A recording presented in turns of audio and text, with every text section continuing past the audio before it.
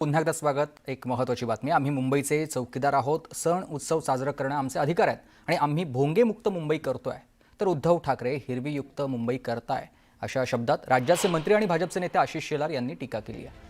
आम्ही हिंदुत्ववादी असल्याच्या घोषणा यांनी शिवाजी पार्कवर केलेल्या होत्या, पण यांच्या हिंदुत्वाचा रंग काँग्रेसच्या टिळक भवनापर्यंत जाऊन पोहोचलाय, तर तिथे जाऊन विरलाय, असा टोला आशिष शेलार यांनी उद्धव ठाकरे आणि राज ठाकरे यांना लगावलाय।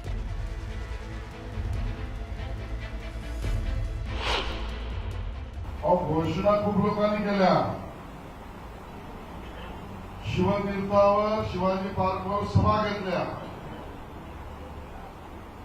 आणि मोठाली पाऊण तासाची भाषणं दिली आणि निवडणुका जवळ आल्यावर आपले भोंगे सोडा करणे त्यांनी टिळक भवनकडे काँग्रेसकडे सुद्धा वळवले। ते कालपासून आम्ही पाहतोय।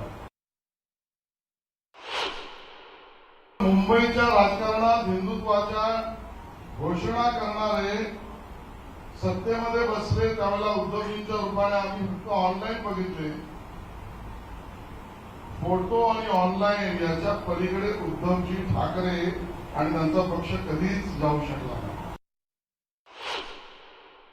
सकाळी 9 वाजले की यांचा एक भोंगा,